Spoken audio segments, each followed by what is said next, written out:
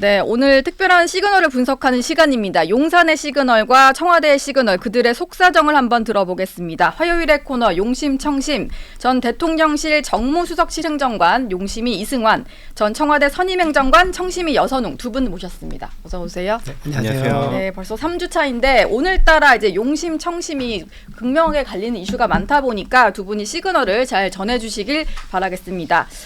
이재명 대표 얘기부터 좀 해볼게요. 단식 19일째를 맞아서 어제 건강 악화로 입원을 했는데 일단 지금 회복 치료를 위해서 수액 이외에 뭐 음식 섭취는 하지 않고 단식을 이어가겠다 이런 입장이잖아요.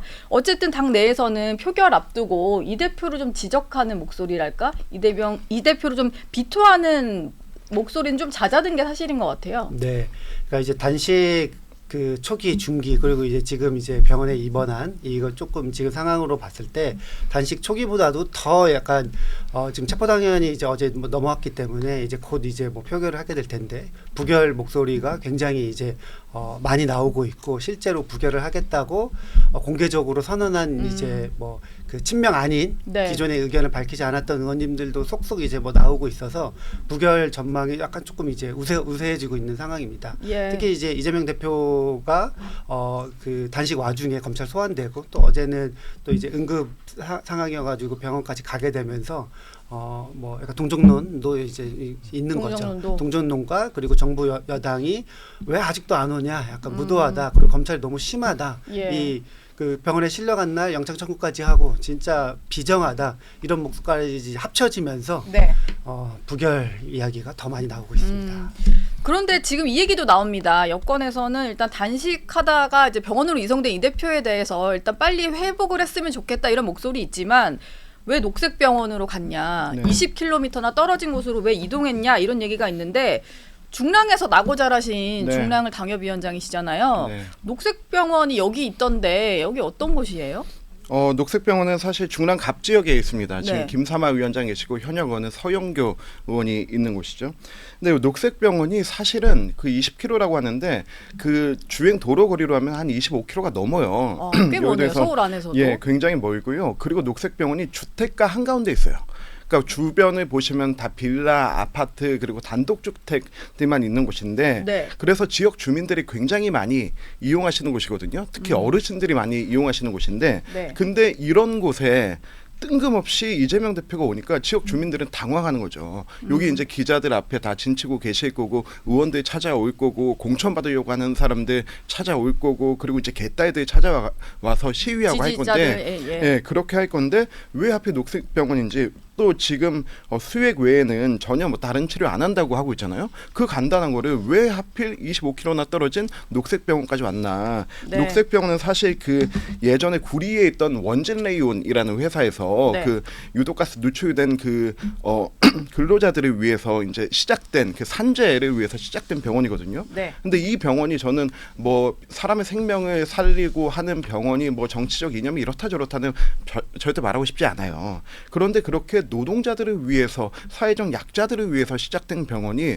지난번에 그 우리 정의당 대표 그리고 뭐 우원식 의원들 이런 분들 그 단식할 때 왕진 가고 그리고 지금 최고 권력자인 제1야당 대표를 직접 모셔서 이곳에서 진료를 하겠다 하는 게 저는 이해가 되지 않고요. 예. 아무튼 빨리 그 중랑 갑 지역이긴 하지만 네. 빨리 그냥 뭐 성남으로 가시던 인천으로 가시던 여의도로 가시던 단식은 좀 가시기를 중단이 바랍니다. 됐으면 좋겠네요. 네. 지금 저희가 그 예고해 드린 대로 유경준 국민의힘 의원과 전화 연결이 되어 있어요. 용심이 청심이는 계속 함께하면서 저희가 전화 연결 이후에 이 내용을 더 깊게 다뤄보도록 할 거고요. 지금 그 유경준 의원님 전화 연결돼 있습니까?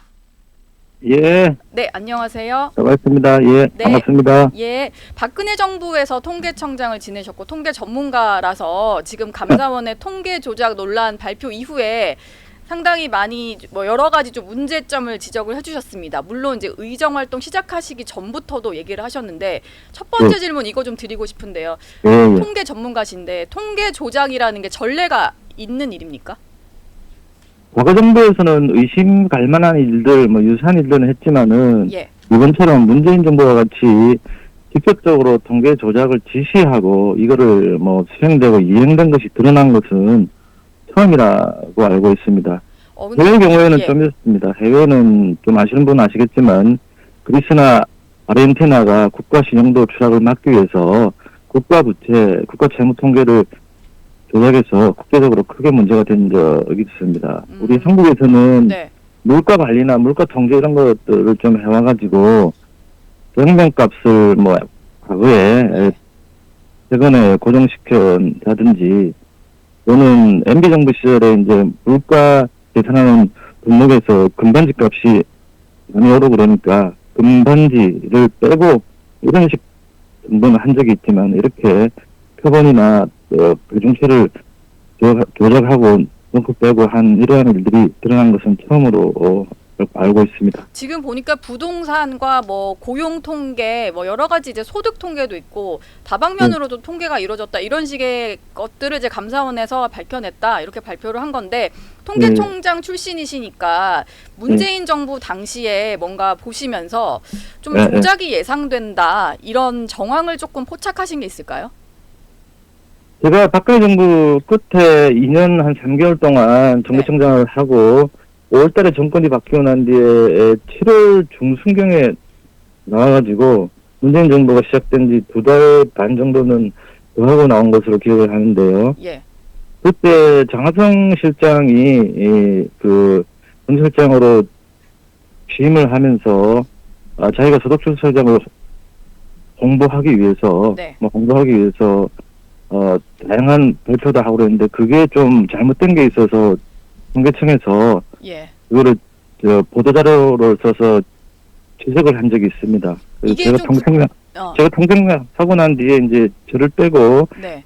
촬영하고 직원들 불러가지고 그런 것도 혼내키고 또 소득 분배가 그때부터 안 좋게 나오기 시작하니까 그런 것들에 대해서 별도로 여러 번 보도받은 것으로 알고 있습니다. 아, 소득 분배에 대해서 이제 당시에 임기 말에 약간 문재인 정부와 겹치게 청장을 하셨는데 그 예, 당시에 어떤 장하성 실장이 요구하는 대로 통계치가 나오지 않으니까 당시 청장님이셨던 의원님을 배제하고 직원들에게 뭔가 좀 질타가 있었다 이런 말씀이신 거죠? 예, 질타가 있었던 것으로 예. 그런 보고를 들은 것으로 기억을 하고 있습니다. 예. 예.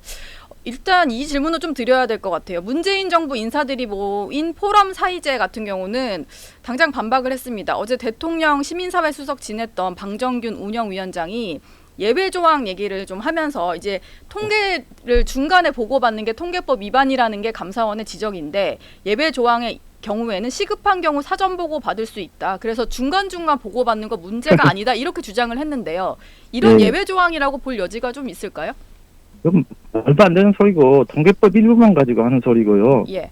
방금 말한 게 예정이라고 든 것이 통계법 27조 2의 제4항인데 거기에 경제위기나 시장 불황 등 관계기관이 대응이 시급하다고 인정되는 경우에 예외적으로 인정할 수 있다 그러는데 지금 이거는 지금 뭐 예외적인 사항이라고 한 게 아니라 당시에 문재인 정부에서는 예. 주택가격 상승이나 시장 불안이 없다고 했지 않습니까? 네.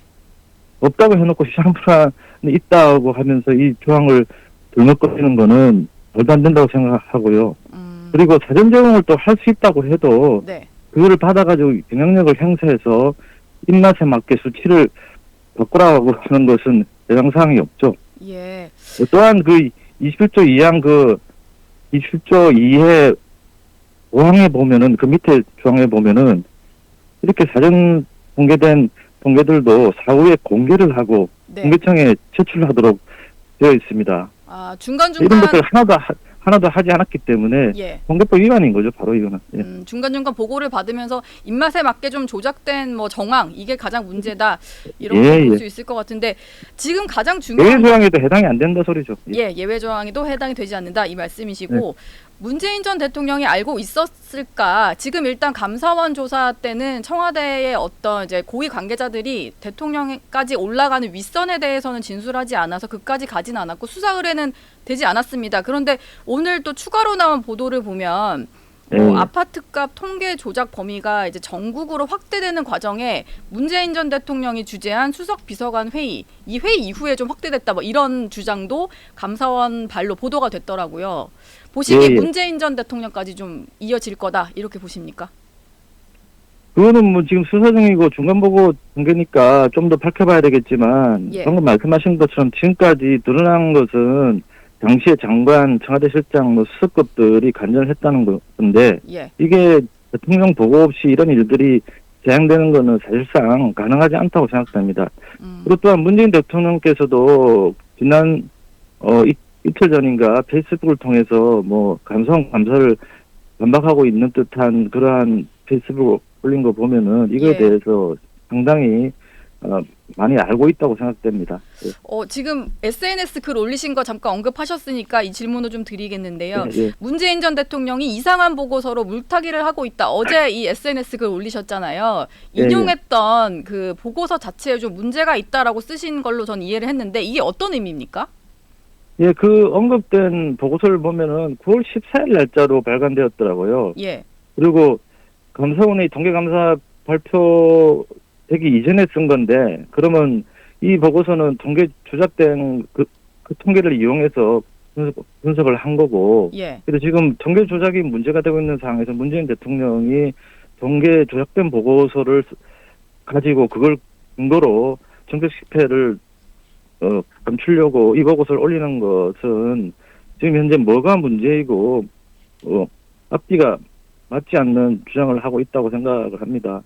그래서 이 역시 가장 큰 문제는 이거는 예. 이 보고서 역시 조작된 통계를 그대로 사용하고 문재인 정부 정책을 자화자찬하고 있기 때문에 네. 이상한 보고서라는 소리를 했습니다. 예. 문재인 전 대통령이 인용한 보고서 자체가 감사원이 지적한 조작된 통계를 인용한 보고서인데 그걸 그대로 들고 와서 반박하는 건 맞지 않다. 이 말씀을 해주셨고 예, 소득 통계하고 예. 고용 통계가 조작됐다는데 거기서 얘기하는 중요한 사실들이 고용이 좋아지고 비정규직이 감소하고 임금 격차가 줄고 소득 분배가 좋아졌다 이런 소리를 하고 있기 때문에 예. 조작된 통계를 가지고 한 것입니다. 그러니까 앞뒤가 안 맞는 소리들이죠. 그 앞으로 감사원 감사에서 더 드러날 것이 있을 거다라고 보시나요? 예, 지난주 감사원에서 발표한 거는 감사의 중간 결과라고 얘기를 했고요. 예. 그리고 제가 지금 생각하고 제가 알고 제가 지적한 거에 비해서는 통계 조작의 극히 일부분입니다. 네. 특히 그 중간 결과, 이번 결과에 빠져 있는 2019년 소득분배 통계의 조작의 핵심으로 생각되는 의도적인 빈곤층 비율 축소를 통한 표본 조작에 대해서는 재정감사에서 밝혀질 것으로 생각합니다. 지금 이제 소득주도 성장을 하기 위해서 거기에 가장 기본되는 게 최저임금 인상인데 이걸 하려다 보니까 뭐 기업의 이익은 늘는데 근로자 임금은 줄었다 이런 식으로 좀 통계가 조작됐다 이렇게 의원님이 좀 보고 계시는 거죠? 예. 소득주도 성장의 핵심 정책 수단이 최저임금 급상승이었고 그게 문재인 정부 들어서서 2018년, 19년에 약 2회에 걸쳐서 25% 이상 상승을 시켜가지고 그 예. 취업돼 있는 근로자한테는 유리하지만은 네. 자영업자나 취업을 하지 않고 있는 실자나 무직자한테는 굉장히 해를 끼쳤습니다. 그래서 이제 통계 조작을 했다는 것의 일부가 취업자만, 임근로자만 골라내가지고 임근로자의 10%는 안 좋아졌지만 90%는 좋아졌다. 이런 식으로 문재인 대통령이 직접 발표한 적이 있습니다. 그런 식으로 자기들이 하려고 유리한 것만 예. 골라서 쓴 것도 큰 문제입니다. 예. 의원님 제가 아까 질문을 좀 다시 드리긴 했었는데 조금 스쳐 지나간 부분에서 제가 조금 이게 더 질문을 드려야겠다는 생각이 든 게 있어서 마지막으로 좀 질문 드리고 싶은데요. 박근혜 네. 정부에서 문재인 정부로 넘어가던 사이에 잠깐 이제 통계청장으로 일을 하시는 과정에서 약간 청장 자리에 있으면서도 조작에 조금 압박을 느끼셨다라는 말씀을 하셨잖아요. 조금 더 사례를 하나, 약간 장하성 실장의 어떤 이제 그 통계에 있어서 요구대로 되지 않았기 때문에 그때 배제가 되셨다는 얘기를 아까 하셨는데 조금 더 구체적인 사례랄까, 뭐 기억나시는 게 있다면 그 말씀 좀 해주실 수 있을까요?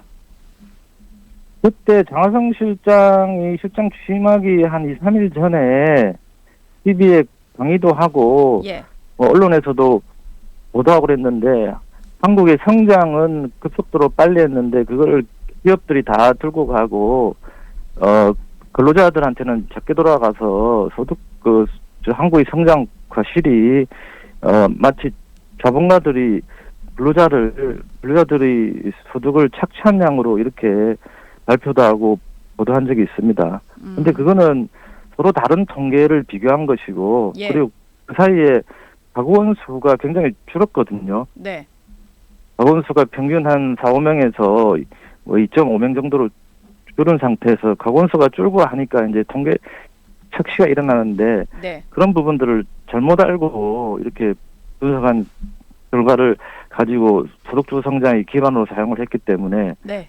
그거는 노동소득 분배율이 감소한다는 말과 일치하는 거거든요. 예. 그래서 문재인 정부의 출발점이 된 소득주 성장을 통계를 잘못 해석하고 잘못 사용해서 한 거기 때문에 그렇게 통계를 잘못 사용하면 곤란하다 그래가지고 제가 장하성 실장 취임 3일 전인가 그거를 예. 경제청 홈페이지에 보도자료를 올린 적이 있습니다. 예. 그래서 그걸 보고 취임 후에 네. 저는 부르지를 않고 우리 사장하고 부하 직원들 불러가지고 질책을 하고 네. 또 통계에 대해서 똑바로 앞으로 잘 보고해라 그런 식으로 좀 압력을 가했다는 것을 예. 들은 바가 있습니다. 예. 알겠습니다. 유경준 국민의힘 의원님은 감사원 이게 중간감사 결과이기 때문에 최종 결과가 나오면은 또 전문적으로 분석해 주실 게 있을 것 같아서 그때 다시 한번 모시도록 하겠고요. 오늘 전화 말씀 감사드립니다. 예, 감사합니다. 네. 예. 예. 네, 유경준 의원 얘기를 좀 들었는데 두 분도 지금 같이 계시면서 얘기를 들었잖아요.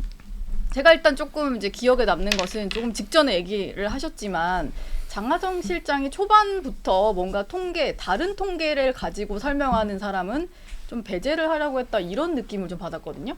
네, 그래서 저는 유경진 의원님 이제 뭐 워딩 속에 예. 이게 이제 해석 뭐 그 서로 다른 통계 가지고 이야기한다 이 부분을 이제 말씀을 하셨잖아요. 저는 거기서 이제 그 통계 수치를 바라보는 관점이 약간 다른 부분이다. 이거를 학술적으로 또 아니면 학문적으로 약간 다른 분야인데 예. 이걸 지금 감사원은 무조건 한쪽의 그 논거를 한쪽의 주장을 그러니까 무조건 이제 조작됐다 이렇게 주장하고 있는 것이다 이렇게 보여집니다. 그 유경진 의원님 말씀에 계속 곳곳에 드러나는 게 표본이 다를 수 있는데 그 표본을 바꾸려고 했다. 사실은 조작이라고 하면은 이제 그 수치를 바꾸는 게 조작인데 표본을 이야기하는 것부터 이거는 바라보는 관점에 따라서 다를 수가 있는 부분이다. 예. 근데 이것까지 이제 통틀어서 조작이라고 이야기하고 이 해석을 가지고 압박이라고 이야기하면은 전부 다 이제 거짓이 되는 거죠. 상대방 이야기는. 근데 저는 또 이게 궁금한데 사실 이제 해석의 여지가 있는 부분이 있고 통계는 좀 숫자인데요. 기준을 좀 어떻게 잡느냐가 정권마다 달라지면 안 되는 거 아닌가요? 당연하죠. 2016년도에 법안이 하나 발의됐는데 통계법입니다. 그거는 통계를 조사 기관이 통계를 이제 공포하고 발표하기 전에 다른 기관에게 이제 제출하지 못하게 하는 내용인데요. 그 법안을 발의한 게 누구냐면 김현미 의원이에요. 김현미 의원이 그런데 지금 이 통계 조작 사건에서 청와대가 그 부동산 원회에서 야 이거 통계 좀 그렇다 하고 얘기를 하고 김현미 국토부 장관을 통해서 이거 미리 받아가서 빨리 마사지해라고 예. 한 건데 저는 이런 위선을 보여준 게 국민들이 굉장히 분노하시는 지점이라고 생각하고요. 우리 유경준 의원님 앞서 말씀하셨는데 그리스 사례 말씀하셨는데 21세기 들어서 전쟁 없이 국가 내부의 문제로 국가 부도 사태, 위기 사태, 망국의 사태에 이르게 된 나라가 몇 나라 있습니다. 그리스가 있고 아르헨티나가 있고 베네수엘라가 있습니다. 이 나라들은 공통적으로 세 가지를 합니다. 첫 번째, 통계를 조작합니다. 두 번째, 현금성 복지 포퓰리즘을 남발합니다. 세 번째, 네. 관제 일자리를 만듭니다. 그런데 지금 문재인 정부는 2020년 2월부터 4월까지 이 모든 걸 다 압축적으로 했어요.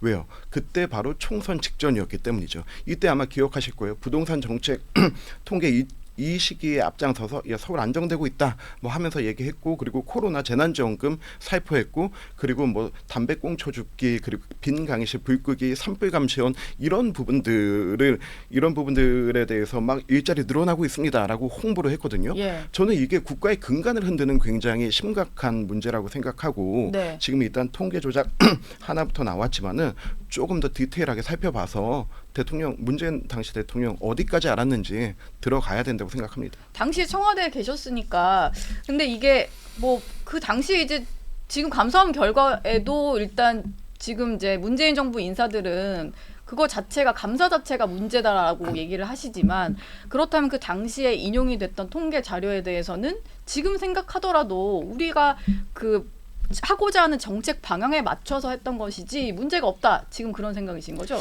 그러니까 이제 이 그 통계 조작 사건을 조금 이제 보려면은 일단 부동산 통계부터 보면은 이 부동산 통계의 약간 이제 그 속성부터 조금 알아야 되는데, 네. 그러니까 지금도 그 감사원에서 대표적으로 이야기하는 것 중에 그 KB 시세와 한국 부동산의 시세가 다른데 민간인 KB 시세는 조작되지 않았으니까 정값, 참값으로 가는데 문재인 정부에서 부동산 시세 압력해가지고 조작해서 큰 차이가 난다. 이 기준으로 이제 KB 시세를 이야기하거든요. 네. 근데 지금도 KB 시세와 한국 부동산의 시세는, 그러니까 한국 부동산의 예측은 엄청나게 다릅니다. 그러니까 일례로 그 5월 기준으로 5월 뭐 사주부터 서울 집값, 서울 아파트 값이 이제 상승세로 전환됐다. 네. 그 이야기를 하는데 한국 부동산 같은 경우에는 똑같은 시기에도 아직 하락세다 이 이야기를 하거든요. 예. 그러니까 저희가 이제 부동산 유튜브 보면은 하락이냐 상승이냐 이거에 대한 이야기도 엄청나게 많잖아요. 그렇죠. 그러니까 이제 부동산의 속성이 이제 그런 거예요. 왜냐하면은 이게 정가가 없는 것이기 때문에 갑자기 오르고 있다는 뉴스가 나오면은 내가 가격을 낮춰서 이제 호가로 내놨는데 네. 이게 갑자기 이제 그 오르고 있다는 뉴스 나오면 다시 걷어들이고 갑자기 가격을 올리거든요. 예. 이게 이제 굉장히 예측 불안성이 굉장히 높은데 이 그 부동산 통계가 그 실거래가 기준으로 이제 하다 보니까 KB 시세는 호가 기준으로 하거든요. 그 공인중개사들이 입력하는 하다 보니까 갭 차이가 일단 변동성이 큰 시장에서는 갭 차이가 엄청나게 납니다. 근데 이제 이 나는 차이를 가지고 이거를 조작이라고 이야기하는 거 저는 너무 이해가 안 돼요. 그러니까 여론조사 기간도 다르고 예. 이 여론조사 기관에서 하는 방식도 다른데 이 방식에서 차이 난다고 이게 조작이다 이렇게 네. 이야기하는 거는 약간 뭐 그 결과 다르다고 한쪽이 잘못됐다고 이야기하는 거랑 똑같다 이렇게 좀 생각합니다. 그런데 이게 KB하고 부동산은 다를 수 있죠. 뭐 이게 뭐 이렇게 획일적으로 우리가 전체주의 국가가 아니고 공산주의 국가 아니니까 네. 당연히 다를 수 있는데, 근데 문재인 정권 이전 5년에 비교해 보면 부동산원과 KB 시세의 차이가 0.4%밖에 안 났어요. 0.4%밖에 안 났는데 이게 들어와서 문재인 정부에서 94차례 통계 압박을 했고 부동산 정책만 26번을 냈어요. 26전 26패라고 하는데 저는 이런 부분들에 대해서는 잘못한 건 좀 인정하고 가야 된다고 생각합니다. 저는 물론 문재인 정부가 국민의 부동산을 망하게 하려고 그렇게 했다고 생각하지 않아요. 네. 어떤 정부든 그렇게 하면 자기에게 타격이 크기 때문에 그렇게 생각 안 해요. 다만 무능했다는 건 인정해야 됩니다. 그러니까 이제 무능했다. 저는 예. 결과적으로 부동산 정책이 문재인 정부가 성공했다고 보지 않습니다. 가장 실패한 걸로 뭐 그쵸. 꼽는 국민들이 꽤 네. 있으니까요. 근데 예. 그거를 이제 생각하고 갑자기 그냥 통계 조작했다고 이야기를 하면은 통계가 조작해서 문재인 부동산 정부, 그러니까 부동산 정책이 실패했나 이렇게 이제 오해하게 만드는데 이 부동산 통계 같은 경우에는 서로 바라보는 관점이 다르기 때문에 예. 그러니까 아까 말씀대로 이제 잘 못하게 하려고 이렇게 내지 않았다는 거잖아요. 그러니까 이게 이제 관점 차이입니다. 근데 이걸 여기서 조작이라고 하면 안 된다. 요 한 가지 이야기인 포인트는 그 모든 고급 정보를 가지고 있는 야 이 통계 잘못된 거야. 부동산은 오를 거야. 부동산 불패 신화는 끝나지 않을 거야를 네. 알고 있던 청와대 수뇌부들. 김의겸 대변이 어떻게 했습니까? 흑석 의겸됐죠. 투기로. 그리고 나서 최종호 국토부 장관 후보자 집 두 채의 분양권까지 가지고 있어서 결국은 인사청문회 도중에 낙마했죠. 노영민 비서실장 집 두 채 다 처분해라 해놓고 자기는 반포 아파트 놔두고 청주 아파트, 즉 충북에 있는 아파트를 처분했죠. 김상조 실장 어떻게 했습니까? 부동산 3법 통과되기 하루 전날 그 법이 통과되면은 이제 시행되면은 5%밖에 못 올리는데 그 하루 전에 14% 올려서 예. 전세금 1억 2천 챙겼어요. 네, 네. 그거 다 인정합니다. 네. 그 부동산 정책, 그 당시 이제 부동산 정책 결정자들의 뭔가 그 맞지 않는 이런 선택들, 그거 다 인정하는데 네. 통계 조작은 아니다. 저는 이 주장을 하고 싶은 거예요. 통계 조작은 아니다. 네. 뭐 이 얘기는 사실 저희가 접점 찾을 수가 없을 것 같아요. 일단 네. 감사원 감사의 수사 의뢰까지 됐으니까 수사 결과를 좀 지켜보도록 하겠고요. 다음 이슈로 좀 넘어가 보겠습니다. 어제 이 부분도 상당히 화제였는데 최강욱 전 의원, 조국 전 장관 아들에게 허위 인턴 증명서 발급한 혐의로 의원직이 상실이 됐어요. 내년 총선에도 출마를 못하는 거죠? 네, 그렇습니다. 그 최강 의원이 이제 그 대법원까지 가면서 이제 조금 오랜 시간 재판하면서 결국 어제 이제 대법원 최종 나와서 예. 의원직이 상실이 됐는데요. 네. 저는 이 판결을 보면서 약간 좀 두 가지 생각이 좀 들었어요. 어떤 생각이? 하나는 탈탈 털어서 뭔가라도 하나 잡아가지고 그냥 진짜 박살 내는구나. 예. 그 생각 하나랑 또 하나는 뭐 저는 최강욱 의원님이랑 같이 이제 청와대 있던 시기가 또 겹치기도 합니다. 제가 있었을 때 공직기관 비서관이었죠. 비서관이어서 그래서 이제 성격도 되게 탈털하고 막 이래서 사람들이 되게 좋아합니다. 그냥 인품 자체가 훌륭하신 분이라서. 네. 근데 이 허위 인턴은 이건 왜 써줬을까 도대체?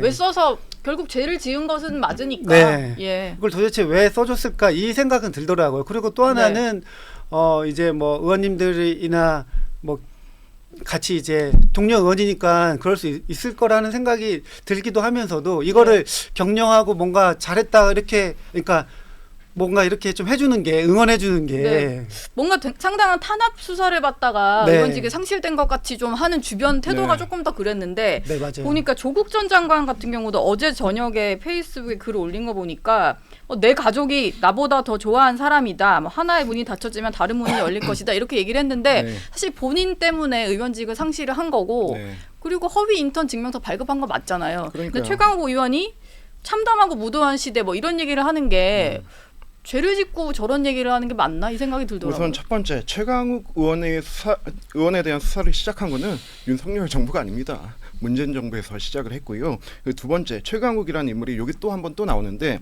그 부동산 통계 조작 때 이제 부동산 원 이제 조사자들이 경찰에 얘기해서 이거 너무 외압이 심하다 하니까 청와대 공직기강 비서관실에서 좀 자제해라고 얘기합니다. 이 공직기강 비서관이 최강욱 의원이었습니다. 당시 최강욱 비서관. 네. 그 당시 비서관이었고 근데 이런 사람 그러면서 또 한편으로는 자기 위에 민정수석의 아들을 위해서 허위 그 인턴 증명서를 발급해 준 거예요. 저는 이런 파렴치한 일을 재판 그 판결 나오는 데까지 3년 8개월이 끌었다는 것 자체가 우리 사회가 정의를 지연시키는데 이렇게 무감감할 수 있느냐 이게 굉장히 좀 분노할 지점이라고 생각하고요. 그리고 저도 예전에 제가 의원실에 있을 때 뭐 인턴 좀 써달라 뭐 이런 얘기 많았습니다. 그때 네. 제가 인턴으로 썼던 게 그 지금 대통령실 행정관으로 있는 김인규 행정관을 썼었는데 YS 손자고 예. 그 아버지와 의원님도 잘 알고 하는데 저희는 절대로 우리가 공식 인턴 급여가 나가는 인턴은 주지 않는다.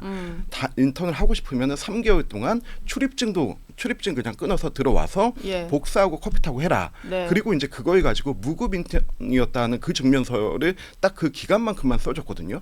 열정페이 아니에요? 열정페이를 열정페이 YS 손자도 이제 밥은 일을 잘 하고 싶으면 사줬죠. 예. 네, 밥은 잘 사줬는데 네. 저 딱 그 기간만큼 해서 일한 시간만큼만 써줬어요. 저는 이게 그 최소한 민주진영에서 공정과 정의를 얘기하려면은 이 부분에 대해서는 좀 같이 분노해야 된다. 이렇게 예. 생각합니다. 청시민은 일단 보니까 약간 인정하시는 것 같기는 한데요. 네. 예. 아까 인정도 하고 예. 이게 무도하게 이제 탈탈 털어가지고 했는데 어쨌든 이제 나왔고 그게 또 특히나 젊은 세대들이 굉장히 민감하게 생각하는 부분 이거를 어쨌든 그죠. 아빠 찬스 민감한데요. 뭐 허위 문서를 조작한 건데 이 문서가 또 뭐 대학 입시에 좀 사용된 거잖아요. 예. 이게 영향이 있었다 없었다는 잘 모르겠어요. 어쨌든 그걸 냈으니까 사용을 했는데 이게 왜 386들이 그런데 약간 되게 무감각해졌을까 이런 생각이 드는 거죠. 진짜 세대 예. 교체할 때가 온 건가. 네. 세대 교체. 앞장서 주십시오. 네. 두 분 오늘 전화 연결까지 듣고 하느라 시간이 좀 짧았는데 오늘 얘기는 여기까지 듣고 다음 주 화요일에 다시 모시도록 하겠습니다. 고맙습니다. 네, 감사합니다. 맞습니다.